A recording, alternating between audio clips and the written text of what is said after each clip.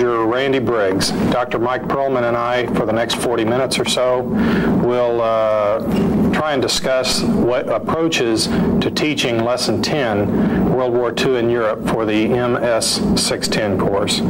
I'll start out by listing the learning objectives. We'll discuss some themes and then and proceed through our varying ideas of how you might want to approach this lesson.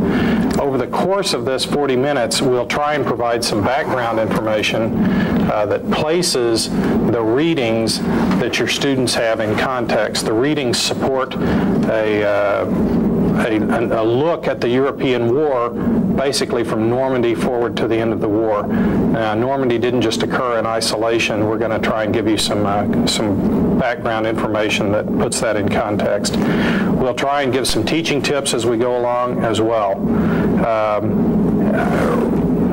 One thing I think you can do is point out, or be aware of, that is that World War II for your students, for most Americans, is ancient history.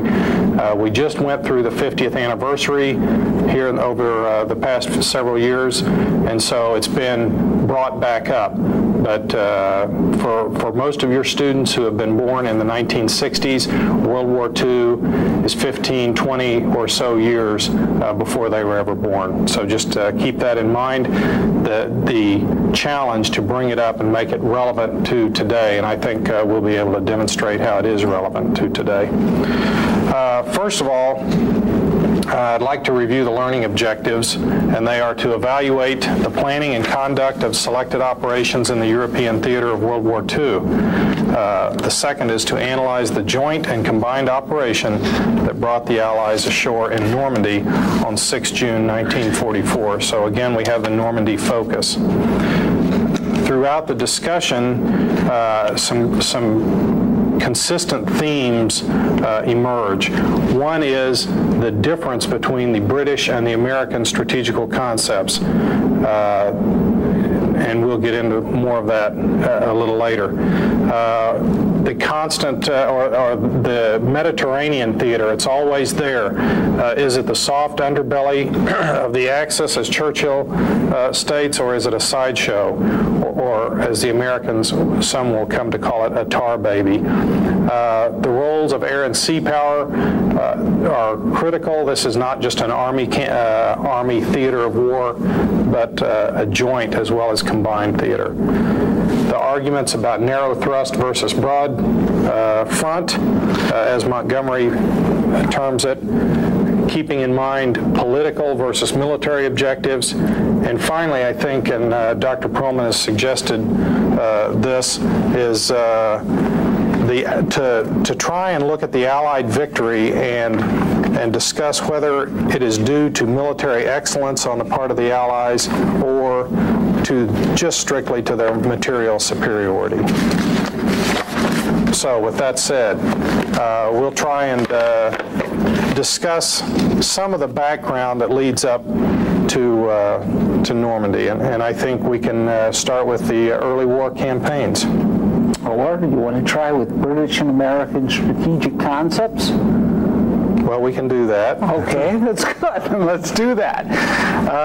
Which I guess boils down to your, I guess the term I'm trying to now think of it is your basic idea, what's it called, the strategic concept of how the British or the Americans planned to beat the Germans, who certainly in 1942, without a doubt, man for man, gun for gun, the best army in the world, and lots of people thinking it may be the best army in human history, with few comparisons. And then the question is, how can you come to grips and beat them? Do you really want to fight army versus army? And you have to remember what the British perspective is. Any time the U.S. Army, which believes the only way you can beat an army is to get down on the ground and beat them, is the last time they faced the Germans in Europe in 1940. mainland of Europe, they didn't have to get there by an amphibious invasion, the most difficult of all military operations. They were there, they were on the ground, and they got their butt kicked off. And now what? These Americans want to tell them, come on with me, we're going back? I mean, what do you think of that as credibility? Thanks for your suggestion. Guess what? We don't want to play. I faced these guys for real in 1940 with the French in great depth. And you barely have, what, 2 to 3 divisions ready to fight in 42? Right. And you want to go back? And remembering back to the 40 campaign, the British and French actually outnumber the Germans. They have numerical parity as far as aircraft goes. They have more tanks than the Germans do. On paper, they appear to have a superior force. Which is why that whole operation was such a shock. You crunch the numbers, and the American computers of 1940 say the Allies win, right, and they were crushed. It was, what, 4 weeks of serious fighting, 2 more weeks for to get to Paris, and you want me to go back? Well, if that's so, then how do the Brits plan to win this war? If it's not going to meet the German Wehrmacht in land combat at the ground, they want to fight them on the perimeter or the periphery to attrit the Germans by indirect means, by air power, by peripheral operations, by letting, after June of 1941, letting the Russians attrit the Germans, and so that the British don't want to face the German army face to face until that German army has been ground down and worn away. In other words, when we the British come to grips, as we eventually must, with the German army in Northwest Europe, it is going to be a German army which is a shadow of itself. We hope. Well, that's our strategy, is that somebody or other factors will essentially beat them. And our army is essentially a mop-up operation. Now, you need mop-up operations. Without them, you know, there's not a mop-up. Right. But essentially, the decisive factors will be done by other branches or other nations. It will be by, in some cases, the Russians. It will be done by strategic bombing.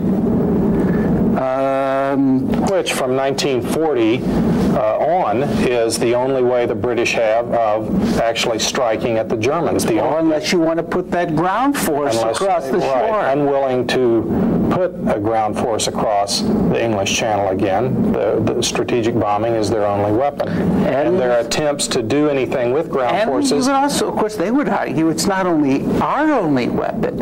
Ally, it's your only weapon. Right. Because anytime you start talking about us going ashore, particularly in 1942, the majority of that component is going to be British until 44. Absolutely. Because like usual, World War II is no different than wars like usual in the United States, which is you declare them and then you prepare to fight them. Right. So there's 1.5 to 2 years. And you've got 2 great big oceans protecting you in the meantime. Well, at least protecting you, but we, like usual, will declare a war and then develop a force structure to fight it. Let me digress from this. We digress from the beginning. Sure we have. Let's look at the German strategic situation as the Allies are having this debate. Well, so far we've heard one half of the debate, but the German situation is interesting. There's an article by Michael Geyer in this book, Makers of Modern Strategy, which has an excellent discussion of German strategy from 1914 to 1945. And he describes every victory that Hitler gains in the first 1.5 years or so of the war, first year of the war, as actually worsening the German strategic position. In what sense? He invades Poland, so what does that get him? It gets Britain and France declaring war on him, which he didn't think they would do. He conquers, that's in the summer and fall of 1939. He conquers the Low Countries in France in the spring of 1940, and what does that get him? It gives him Atlantic ports, it gets him the resources of France, seems to be great. Only Britain is holding out against him, but now the United States is morally and mentally energized to try and save Britain. And so it gets the United States... Well, the United States really renounces its neutrality. In everything but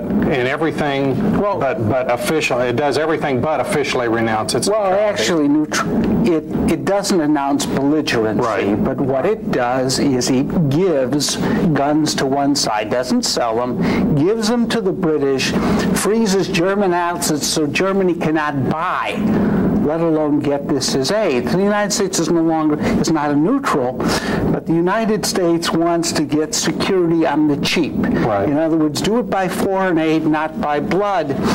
And Franklin Roosevelt, who has sold this Lend-Lease to the U.S. public as a way of, in effect, war on the cheap, is now really, before Pearl Harbor, caught in his own dilemma. Because the American people say, okay, you've given us security without a high cost of blood. This was your promise. Don't take it away from us. And well, in Roosevelt's big quote, I think it's in the 1940 presidential campaign, that he's sick of war. He's seen war. I hate war. I hate war, and I'll never send American boys to war. And so there he is. But that's his rhetoric in the 1940 campaign. But actually, we can get into this. It affects, too, his military strategy even after Pearl Harbor, because he's got political responsibility. He recognizes how reluctant the United States was to move from a war of limited liability, which is essentially Lend-Lease, to another American expeditionary army, so that until late 1943, planning for D-Day, you've got the U.S. Army on one side, which is the only way to beat the German army is to get down on the ground and beat them. Force on force, power on power. You've got the British saying, oh no, we would have this again. Franklin Roosevelt, as an individual, leans more to the British side than he does to the U.S. Army side. Well, which former Undersecretary of the Navy. He's a Navy guy. But he's also a politician, and this expansion of a giant new AEF is by no means popular. Right. If we can win this war by strategic bombing, if we can win it by Lend-Lease, let's at least do this. Why mortgage the farm right now when we might be able to get off with short installment plan payments? Well, which makes Marshall's achievement in building up a powerful United States Army all the more remarkable, because he's doing it without unified political support. Well, he's certainly not doing. He certainly has a president who will never confront Marshall directly. Roosevelt will always speak around issues, not giving him the support. But frankly, when it comes right down to it, the U.S. Army kind of ends up in kind of a middle position. It's nowhere. It's 89 divisions, actually. They planned on 90 divisions. Right. But when the U.S. Second Cavalry Division was never formally activated. I think that's the division that fell out. But when the U.S. Army, in the bowls of the Pentagon, making their own plans, are talking somewhere between 200 to 300 divisions. Right. Now that just will not fly. It's made up the differential. Which would still be fewer combat divisions than even the German army has. Yeah. Of course, those with a much smaller population, smaller divisions, Yeah, true, no not that question. much smaller. The differentiation is made up by Russian divisions and U.S. air power, which compensates for some of the lack of numbers we have on the ground. Mike, let me get back to the kind of chronological narrative here. All right. Okay, we've laid out the British strategic perspective. We're kind of a little bit into the American perspective. You can see that there's sort of divided counsel in the American camp, which leaves the Americans, at least in the early stages of negotiating with the British for a combined strategy, somewhat susceptible to British domination because the Americans are not of one mind. Let's go back and look what's been going on in the war itself. We left off with the conquest of France, June of 1940. Within a month and a half, Germany starts the air campaign that will be known to history as the Battle of Britain, supposedly as a prelude to invasion of the British Isles. They lose that air campaign, several reasons. Poor tactics, short range of their fighters. But the bigger question is, were they ever really seriously going to invade? Did Hitler ever seriously plan an invasion, or was he always hoping for a reasonable accommodation, a peace with Great Britain that would allow him to control the rest of Europe without interference? Well, apparently the deal that he would have liked to have made at the time is, I guess, like many Europeans, they don't know whether England is a part of Europe or not. Lots of Englishmen don't know whether they're parts of Europe or not, is that if I could come with, quote, a reasonable peace, which means England, you remember, England declares war on Germany. Germany doesn't declare war on England. Right. It's not like Russia, Poland, or France, one of Germany's long historical enemies back 400 years. In fact, the English and the Germans were allies in the 18th and early 19th century against the historical enemy of England, which has been France. Right. And even into the World War I era, the German and British crowns are the Kaiser and the King are a cousin, and of course everyone's a cousin. But if England, in Germany's perspective, would come to its senses and make this deal, I don't plan to have a German Gauleiter or a Holocaust of the English citizenry. Let's be sensible. The thing is that Britain, for which all of us should be immensely thankful today, is that they didn't, quote, make this deal because, a deal with stiff-necked, unreasonable. Well, the thing is, what do? You make a deal with this, I'm looking for an answer. The devil. And you always know it is a deal of convenience, meaning that what will do in 5 or 6 years when he gets some later ambition. But the English will not make this deal. They will not revoke their declaration of war, and I guess he has lots of hopes. Maybe some strategic bombing will drive the British to their senses, meaning that they are a democracy. They can get rid of that Churchill, and we could get an appeaser in, and we can cut a deal. But they don't. The strategic bombing campaign conducted with medium rather than heavy bombers. They're not built to win the war in Britain. They're built to support the army. Yeah, close air support. Air Force has got a strategic bombing mission, and ain't going to do it too well. So they don't knock the British out by bombing. They try and do it with the Battle of the Atlantic. Churchill will later say the Battle of the Atlantic, which runs from 1940 to 43, the critical portion. 43, that's the closest, or that's the the most danger Britain faced was from the Battle of the Atlantic. So that's the only thing you really feared. Right. If the German U-boats controlled the Atlantic, right, the U.S. could have 8 million divisions. Showing again, it doesn't matter anything. They're not going past Brooklyn. Supporting Geyer's point that Hitler is strategically bankrupt. Of course, he starts this naval war with what, 60-some submarines, with a totally inadequate submarine force to sever Britain's sea lifeline for trade. Now, we need to move along and look at the American side of the strategic debate. Let's look at the U.S. Army perspective, and that is George Marshall has built this Army from 170,000 in 1940 to, by 1944, some 7 million, of which about 4.5 million are actually in Army ground, are not in the Army Air Force. The Army's concept is the way to defeat Nazi Germany is cross the Channel at the earliest possible moment, come to grips with the German Army and defeat it in battle.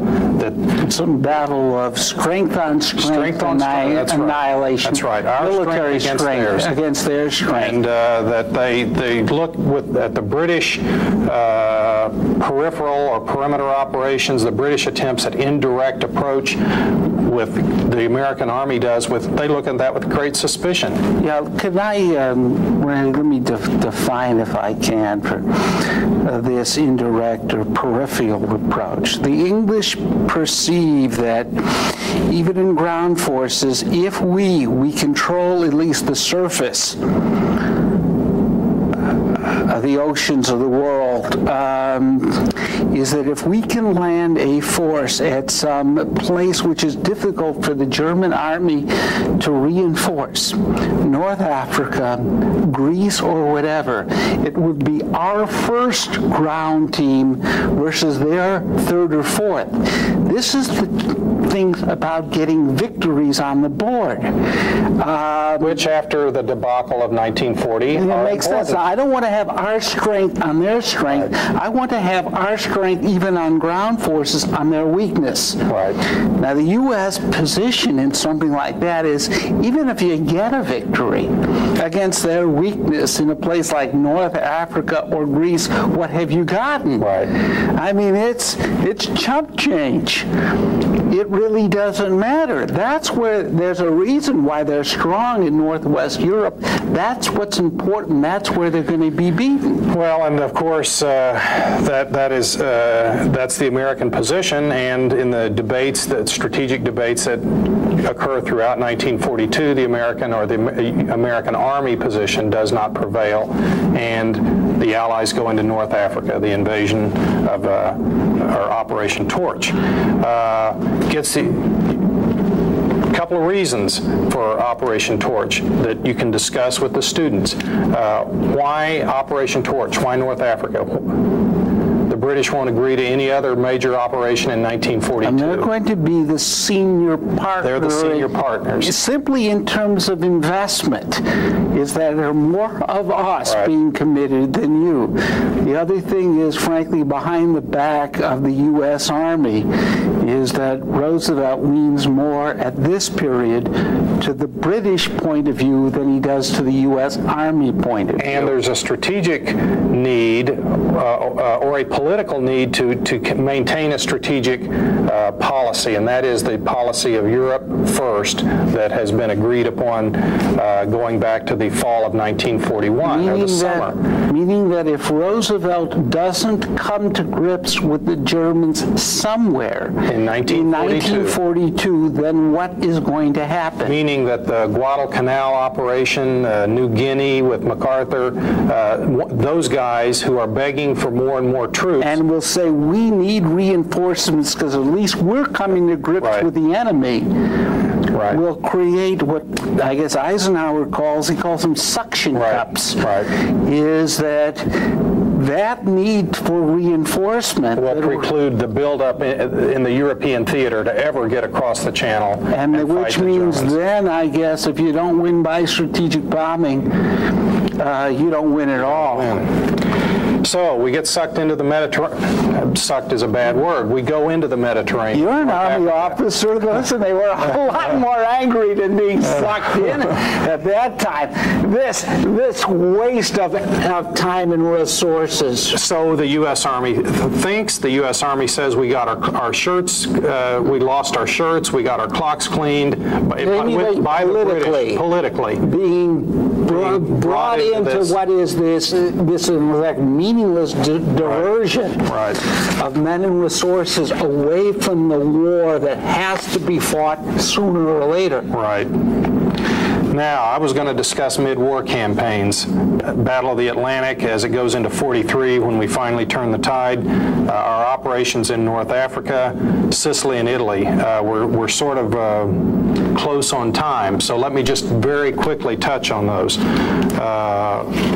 Finally, the table or the tide starts turning in the spring of 1943 on the Battle of the Atlantic for a number of reasons. Escort procedures, more destroyers, air coverage of the air gap out in the middle of the Atlantic. U.S.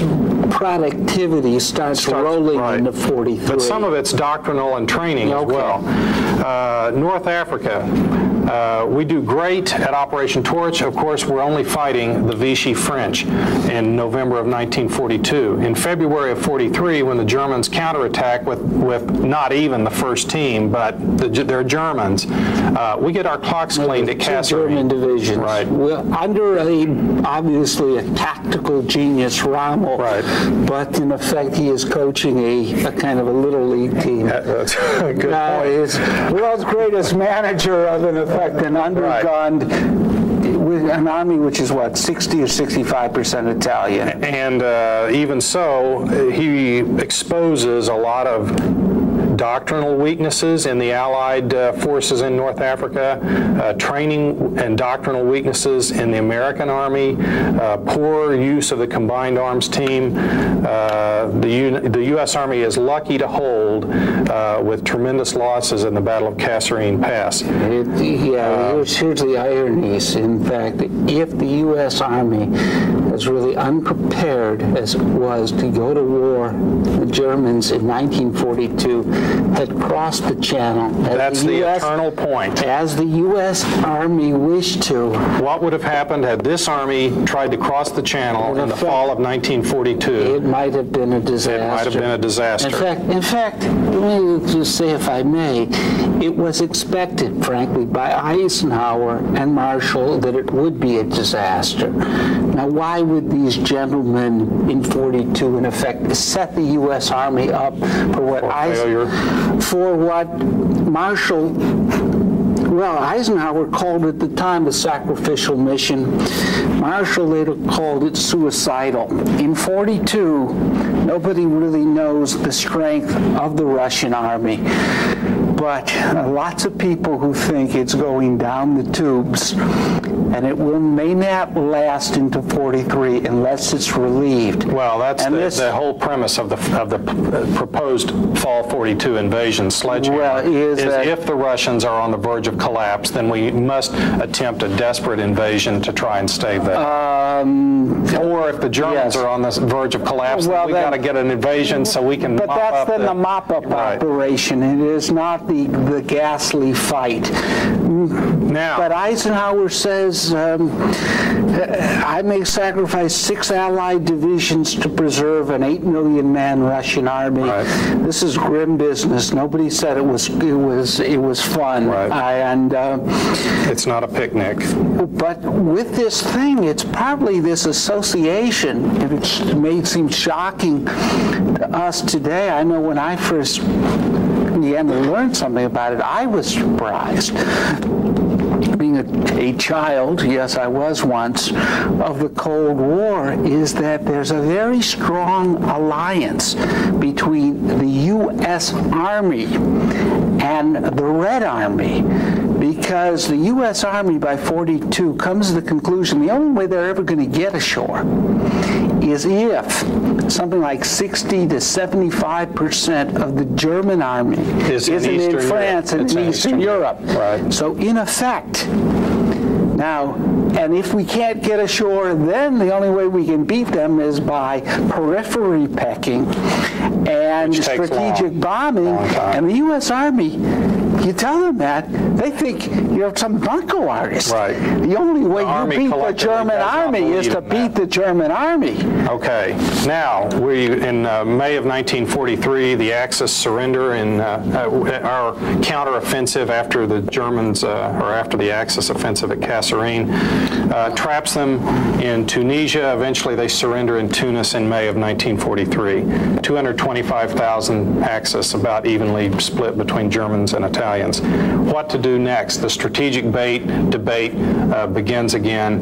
The American chiefs, especially the Army, don't want to go any further in the Mediterranean. They now want a 43 invasion of But Europe. it's too late. But it's too late in the year. It's too late to get You cannot redeploy. and the landing craft And shortage. Churchill's no fool. Guess what? You have gotten Now you've two got rungs up the that's ladder. right. Now. What are you supposed to do? Get off the ladder? When was the last time you got off the ladder to move it? Right.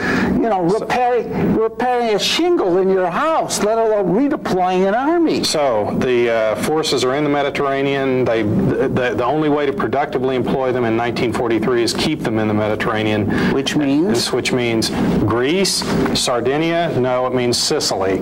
Sicily is chosen supposedly because it won't lead to an invasion of the Italian mainland. That's what the U.S. That's what the U.S. hopes. Army hopes. The British, Sardinia would be better to invade Italy, from which to invade Italy because it's further north up the boot. But of course, the British know something here. Sicily is rung 3 or rung 4 on that ladder. So what some will call the Churchill's tar baby, the Mediterranean has got us stuck, and so we go from Sicily, which reveals some more flaws in joint and combined doctrine and practices, but is successful.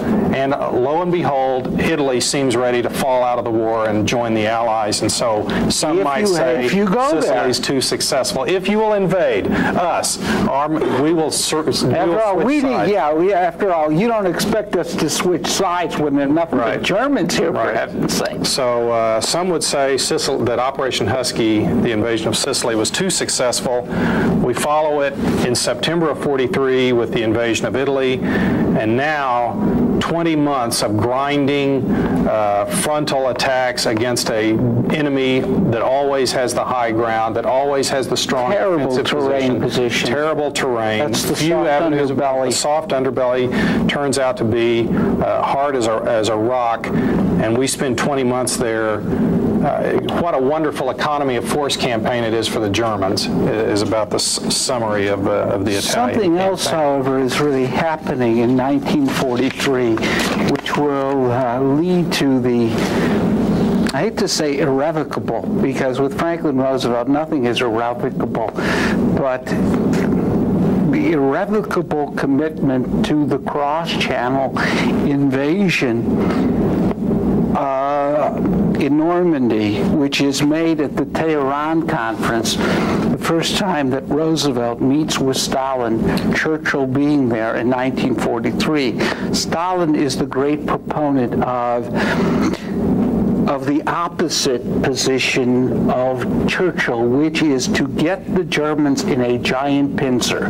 Me to the east, you to the west, and just grind them and crush them down. Now, 43 is a kind of a transition year for Roosevelt. It's where he stops being a wholehearted supporter of Churchill. Which is the Casablanca Conference in January, where he is on the Churchill team. And by November at Tehran, now one of the things which does this is the 1943 is the first year of strategic bombing of Germany. In 42, U.S. Then we had bombing. Most of it were kind of hopeless attacks on subpens, close air support, using bombers in North Africa. And in 43, the 8th Air Force really starts its strategic bombing campaign. Without long-range fighter escort. And it suffers badly to the point where by fall of 1943, the Germans appear to have won the air war. Well, let's put it this thing. They're doing more damage to our planes than we're doing to their factories. Right. And it means that, whoops, you know, I had all those great ideas about mop-up operations for armies, for wars that are won from the sky. But like most ideas, there's a difference between the concept and the execution. The concept was wonderful. Okay, the facts that weren't very nice. Back to your point about Tehran. That's where Roosevelt promises Stalin that the Western Allies will invade in the spring of 44 and announces, Stalin says who's going to be the commander if you're going to invade. Well, in other words, you don't trust me?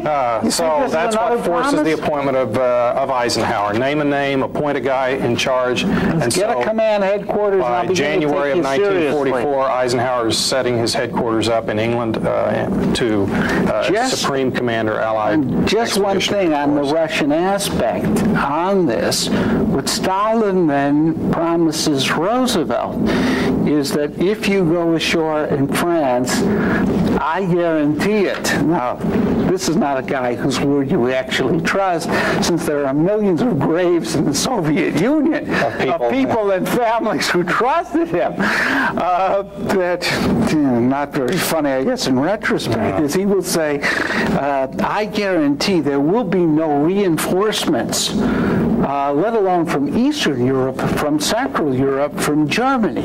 Meaning that if you go ashore, I will attack. Keep them tied down in the East.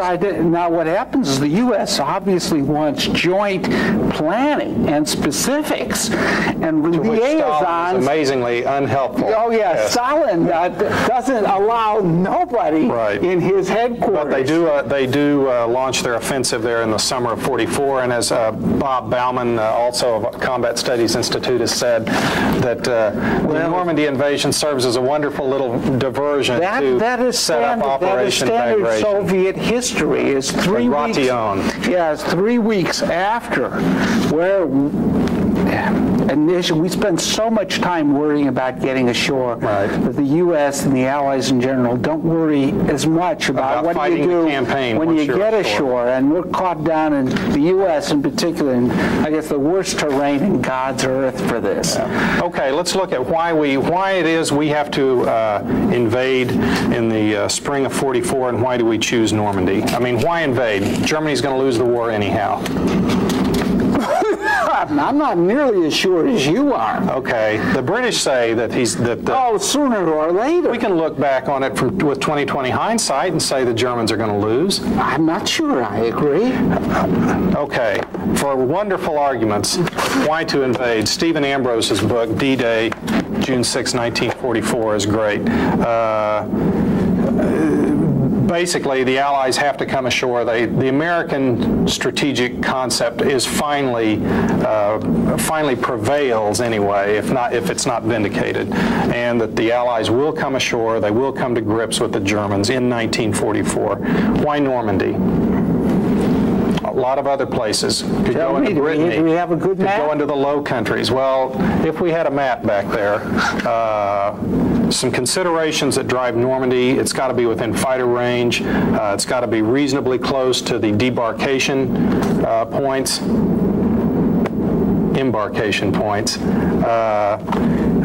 for the landing ships. Yeah, but if we do a cross channel, we land in Calais. We avoid 2 river crossings. The Seine. Absolutely, they all tend to drive towards the Calais area. And we would go straight in a straight distance. We would get assumed liberation of Antwerp. Good road has network. Much better road network. We'd be in the Ruhr Valley, the industrial heartland of Germany. The Calais only has one disadvantage. Which is? It's that the Germans expect. It's so good. That's what they expect. Anybody who has any brains could land in Calais. And the strongest portion of the Atlantic Wall is, of course, built at Calais. Normandy meets a lot of other requirements.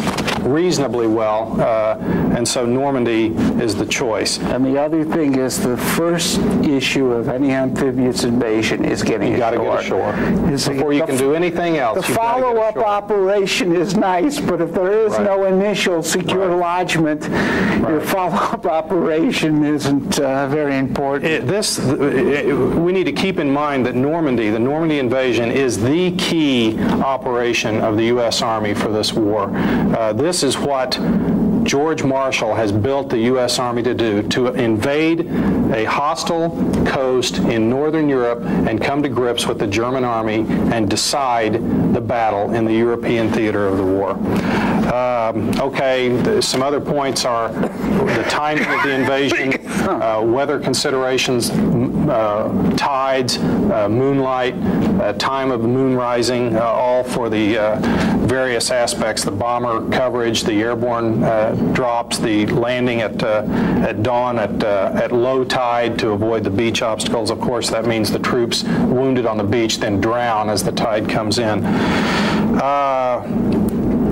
We need to, and the reading by Dr. Gable supports this, the organization of SHAEF, Supreme Headquarters Allied Expeditionary Force, as a combined and a joint headquarters, the most successful coalition force in modern military history. I think we can safely say that.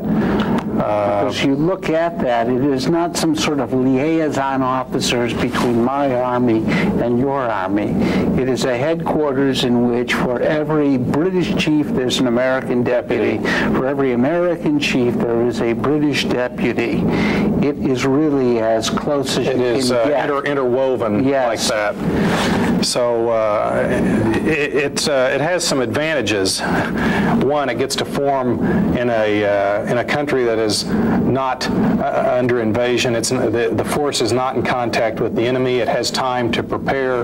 It gets to choose its time and place of coming to grips with the enemy. And there are still some problems within SHAEF, but all in all, it is very successful by the standards of joint and combined operations. And in addition, it's conducting the most difficult military operation, an amphibious assault on a hostile shore. Interesting about this, when Stalin was always complaining about to the Allies in 42 and 43, and he has complained at Tehran. This is the first meeting that Marshall has with him.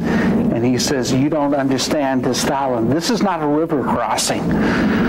A failed river crossing is a setback. A failed amphibious invasion across an ocean is a calamity. Now that brings to point something that Colonel our resident course author continually makes, and that is that the Germans and the Allies have a fundamentally different view of the English Channel. The Germans view it as an obstacle, a barrier, something awful to try and get across. The Allies look upon it, yes, it is that, but it's also a conduit, it's a highway, it's a means of getting where you want to go. That's the sea power orientation of the Allies. Yeah, it's not necessarily the same thing as the U.S. Army. This may be some of the difference why we, of course, in retrospect, that's what cheap historians like me do. They do in retrospect, where we should have thought far more about the follow-up operation than the landing. Is that the U.S. Army, as Army guys do, think of water as obstacles. If we would have thought about it as an avenue of approach, and because of our overwhelming sea and air power, we can land anywhere we choose. Well, as an overall organization, SHAEF is able to think of it in the terms of an avenue of approach, but the ground component, the Army guys planning the campaign on the ground, they are unable to look past what's going to happen. What actually it turns out to be, I can't remember the nature and the predictions. I think we get to about the D+5 line by D+50. But not only this in terms of casualties. Gee, I didn't bring my numbers. The casualties are less. The expectations in the initial invasion about the Desert Storm. Those expectations of 1/3 of the initial assault divisions are going to be casualties. Yes. It turns out to be what, about 5 or 6%. I think it's about and really 4,000. only the Americans at Omaha. This is an accident, because what happens is the Americans at Omaha run into an armored division, German armored division going from, I think it's Holland, all the way to Brittany.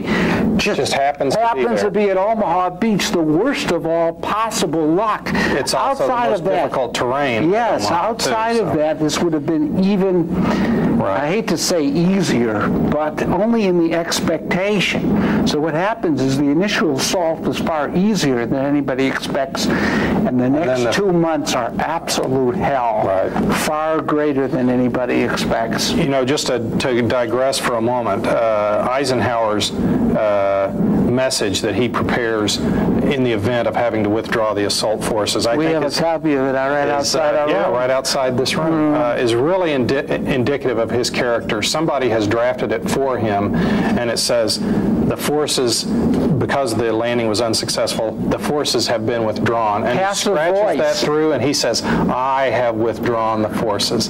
So, kind of like mistakes were made. That's right. He is prepared to own up that it's his decision, his failure, his decision to withdraw the force.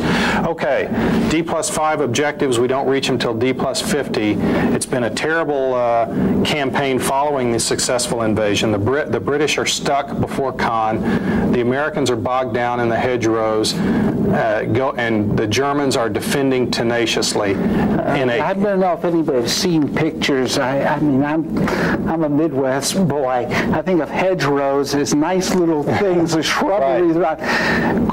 Joe Collins, 7th Corps commander, said the terrain on Guadalcanal, which he previously thought is far better for mobility than this stuff. The hedgerows are 10 or 20 feet high and 15 feet thick with soil. And there's a German machine gun behind everyone. That's right. So maybe too much attention paid to the invasion, not enough to the terrain and the mobility requirements of the follow-on operations. But then we get the Operation Cobra, using strategic bombers, carpet bombing in close support of ground forces, and that sets up the breakout. Let me sum up what Dr. Perlman and I discussed earlier. First of all, you've got to review the learning objectives for this lesson in order to stay on track. Second, the themes that Dr. Perlman and I explored were the following: the differing British and American strategic concepts, starting with the British desire to avoid a direct fight with the Germans, with the German army, until it could be attrited and worn away through air power and other operations which the Americans called peripheral. The American desire, on the other hand, was to come to grips with the German army as soon as possible in Northwest Europe. The compromise between these positions, the first compromise, was Operation Torch. The compromise ultimately favored the British because it led to further operations in the Mediterranean that the Americans didn't want. The mid-war campaigns of the Battle of the Atlantic, 1943, the turning of the tide in the campaign against the U-boat, the North Africa campaign following Operation Torch. The American Army, of course, had success in November of 1942 against the Vichy French, but it met disaster at Kasserine Pass in February of 1943 against the Germans. Explore the idea of what might have happened had the United States and British invaded Northwest Europe in 1942 or early 1943, especially with the Americans. Review the renewed strategic debate that begins about May of 1943 after the German surrender in North Africa. The realization on the Americans' part that it's too late to switch all the resources that have been funneled to the Mediterranean to England for an invasion of Northwest Europe anytime during that year. And so the ensuing Sicily and Italy invasions. Also, North Africa and Sicily especially reveal flaws in American doctrine and training, in U.S. and British interoperability, in the interoperability between air power and ground forces. The Italian campaign, a 20-month grind. Really, it's an economy of force operation for the Germans. Do the Allies get their money's worth for this campaign? The Tehran Conference, where Roosevelt meets Stalin for the first time and really starts to back Stalin at the expense of Churchill. They agree on a cross-channel assault in the spring of 1944, the Allies do, and also that the Soviets will launch their own attack sometime in the spring or summer of 1944. That will turn out to be Operation Bagration. The air campaign, 1943-44. Late 1943, the U.S. Army Air Force is literally being driven from the skies over Germany, and yet by the spring of 1944 has achieved total air superiority. So that brings us to the spring of 1944. Why do the U.S. and British need to invade Europe in the spring of 1944? Once you answer that question, ask, why Normandy? Then there's the view that Normandy is the culmination of all the Army's efforts to that date. Because of this, there is a tendency for the Army to look to this battle, the battle for Normandy, the battle to open and hold a lodgment, as the end in itself. And so there is a resulting failure to look beyond Normandy to see what the campaign, what shape the campaign is going to take after that. Then there's the breakout and the pursuit. After very few of the post-D-Day objectives have been made as far as expanding the lodgment area, all of a sudden with Saint-Lô, the Americans break out, the German resistance in the west collapses, and there's the pursuit for the remainder of the summer. This pursuit, of course, is going to ultimately culminate due to logistic factors. One of the logistics factors is that Montgomery will fail to secure the Scheldt estuary at Antwerp. What effect does this have on the Allies as they move into the fall of 1944?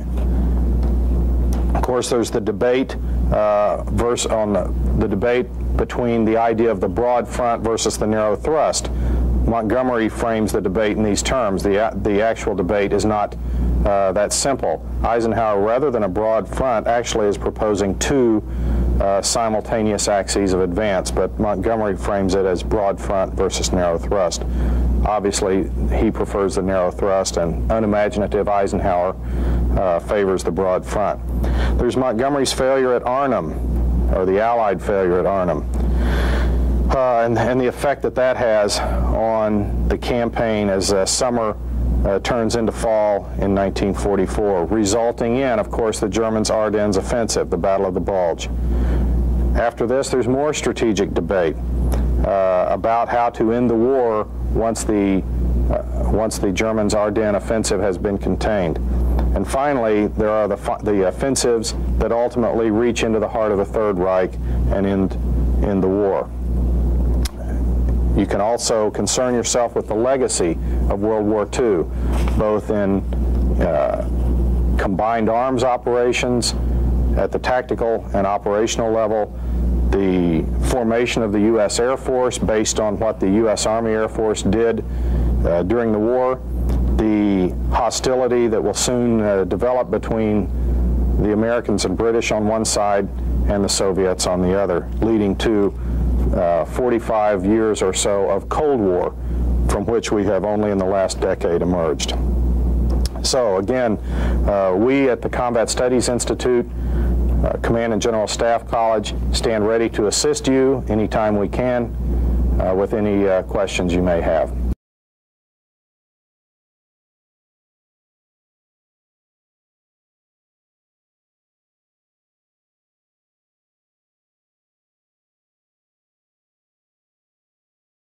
Major Randy Briggs. Dr. Mike Perlman and I, for the next 40 minutes or so, will try and discuss what approaches to teaching Lesson 10, World War II in Europe, for the MS 610 course. I'll start out by listing the learning objectives. We'll discuss some themes and then and proceed through our varying ideas of how you might want to approach this lesson. Over the course of this 40 minutes, we'll try and provide some background information that places the readings that your students have in context. The readings support a look at the European War, basically from Normandy forward to the end of the war. Normandy didn't just occur in isolation. We're going to try and give you some background information that puts that in context. We'll try and give some teaching tips as we go along as well. One thing I think you can do is point out, or be aware of, that is that World War II for your students, for most Americans, is ancient history. We just went through the 50th anniversary here over the past several years, and so it's been brought back up. But for most of your students who have been born in the 1960s, World War II is 15, 20 or so years before they were ever born. So just keep that in mind, the challenge to bring it up and make it relevant to today, and I think we'll be able to demonstrate how it is relevant to today. First of all, I'd like to review the learning objectives, and they are to evaluate the planning and conduct of selected operations in the European theater of World War II. The second is to analyze... Get to Paris, and you want me to go back? Well, if that's so, then how do the Brits plan to win this war? If it's not going to meet the German Wehrmacht in land combat at the ground?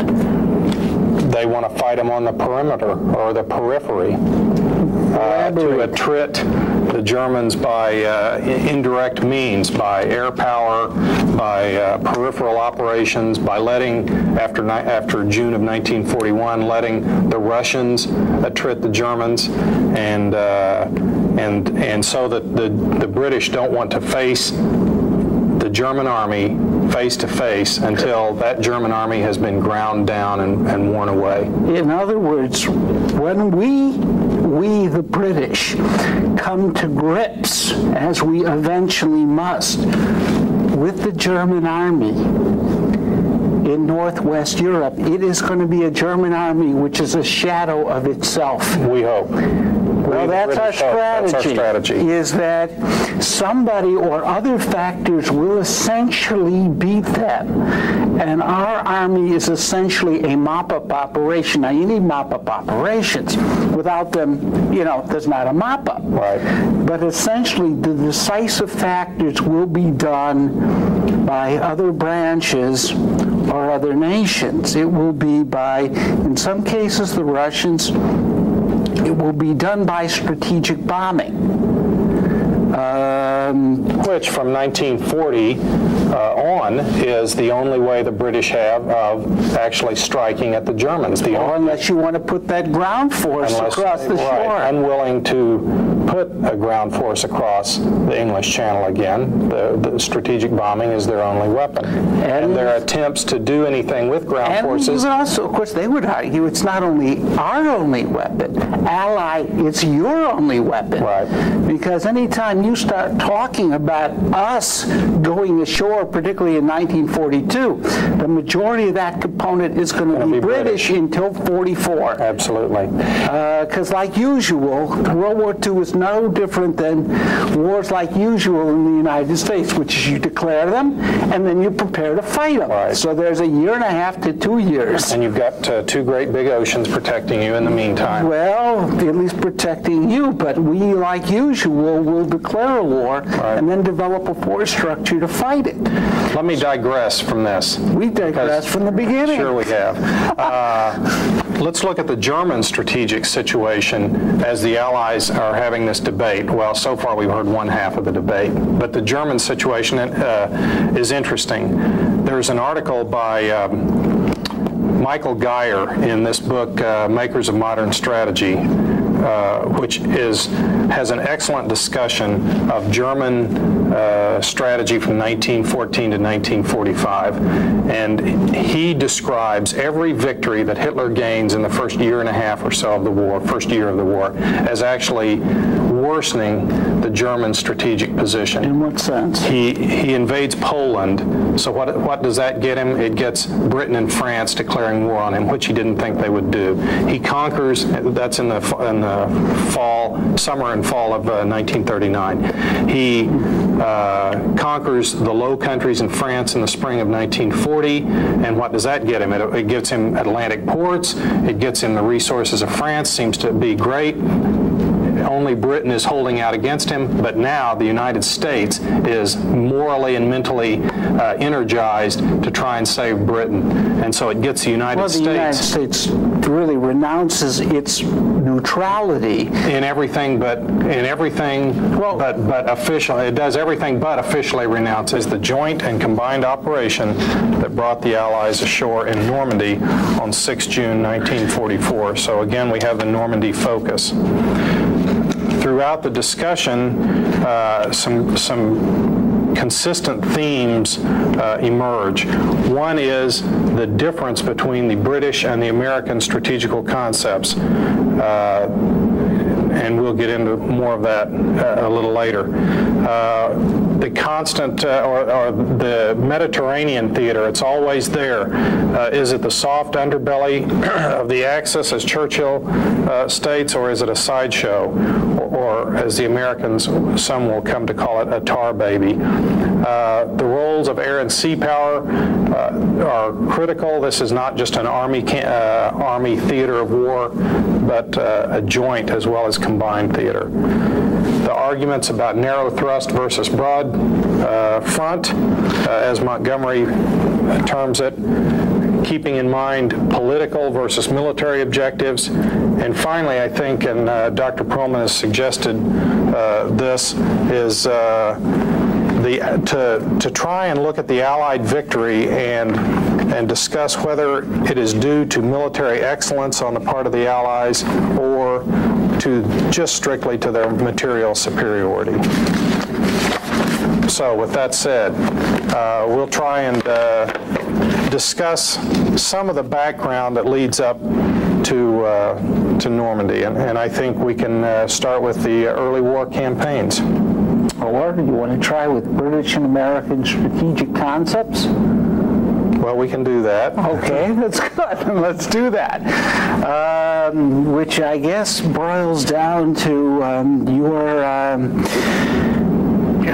guess the term I'm trying to now think of it is your basic idea, what's it called, the strategic concept of how the British or the Americans planned to beat the Germans, who certainly in 1942, without a doubt, man for man, gun for gun, the best army in the world, and lots of people thinking it may be the best army in human history, with few comparisons. And then the question is, how can you come to grips and beat them?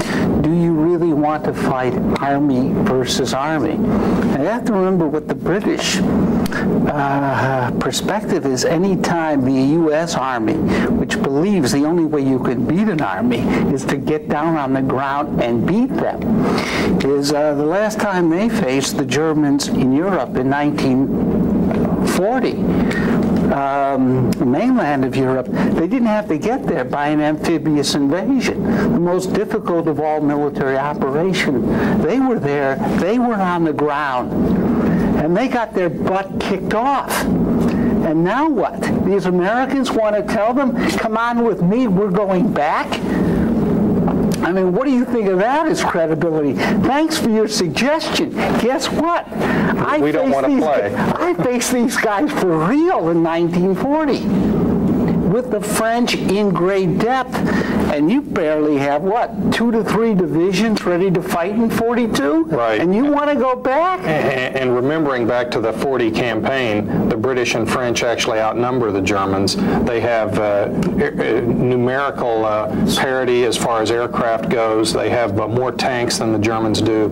On paper, they appear to have a superior force. Which is why that whole operation was such a shock. You crunch the numbers, and the American computers of 1940 say the Allies win, and they were crushed. It was, what, 4 weeks of serious fighting, 2 more weeks for to